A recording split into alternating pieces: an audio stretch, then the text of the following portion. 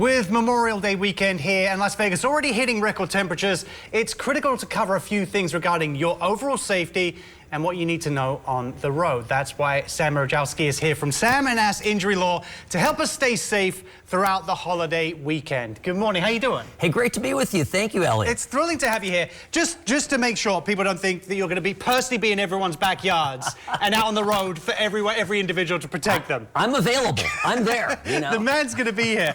Now, in all seriousness, though, obviously, you know, the weather's heating up. The weekend's going to be busy with people. There's going to be more e-bikes out there. People are going to be out for Memorial Day weekend. It's going to be bringing even more e-bikes out and about. But what do people need to know with regards to the safety? Well, it's not just the heat, right? My kids are finishing up school now, you know, so there's going to be more free time. And the problem is that these e-bikes are not just bicycles.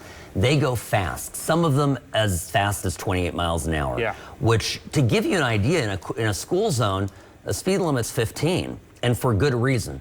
Now, one thing you have to remember is because the kids out there in particular are zipping through traffic fast on these bikes, when there's contact with the car, it's not good.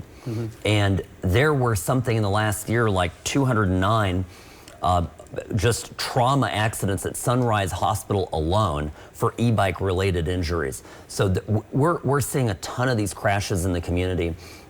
You know, we just are handling a case now from last week, a tragic case where unfortunately a woman lost her life, hit by a car, ran a stop sign. The e-bike rider, she did everything right. It just was a motorist that was inattentive on her phone or whatever the case was. So these are, you have to be very careful out there. Please, please, please wear a helmet. Yeah. And to the extent possible, stay off the road on e-bikes because cars don't see you. And if you're a driver, you know, you've got to be very attentive because these bikes can come out of absolutely nowhere. Yeah. And there you are, and gosh forbid something happen, even if you're not at fault, it's something you'll carry with you for the rest of your life. Right, like you said, they go at 28 miles an hour, some of them, so they can just appear. So say for example, someone does get hit, unfortunately, by an e-bike over the weekend. What do they need to know and what should they do? I mean, immediately call an ambulance, call the police, call 911, make sure you're taken care of. Even if you think, you know, you've got adrenaline running through your body, if you've been hit by a car, you're riding an e-bike, you need to get checked out medically. And then your very next call needs to be to Sam & Ash Injury Law. This is what we do. We have handled literally hundreds of these cases right here in Nevada and California. We know these cases very well. And what you need to make sure is you're not talking to the insurance company without a lawyer in your back pocket because you're going to end up telling them things and doing things wrong that will set your claim up for disaster down the road. So just call your friendly lawyers, call Sam & Ash and get it taken care of. Now, moving on to the weather, we broke a 65-year temperature record last week. We're not even in June yet. What do residents need to know about legal rights when it comes to extreme temperatures?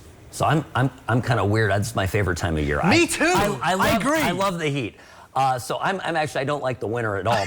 Here's what I recommend. Number one thing is before the real heat wave comes, just make sure your AC works. Right. Number one, right? Because you don't want to find out that your AC is broken the first 2 days of the heat wave when it comes. I mean, when it's here for the entire summer.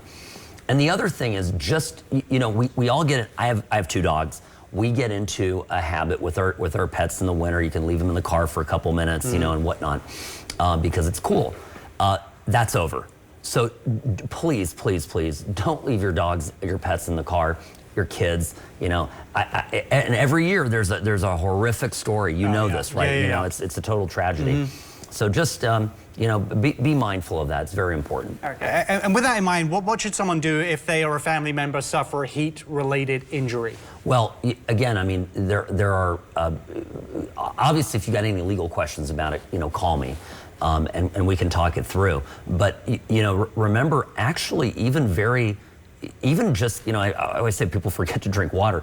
Make sure you're hydrated. Make sure that hydration is part of your program, because if you get heat stroke, go to the hospital, get checked out. Don't try to just sleep through it. Don't go to bed that night and hope you're going to be better in the morning, because every year people die of the heat, and it's not high temperatures as much as it is them not having enough water and hydration in their lives. Right. So just on all counts, be safe, be vigilant, go to a doctor, call you or Ash, and protect yourselves. Well, Ash is nicer. So.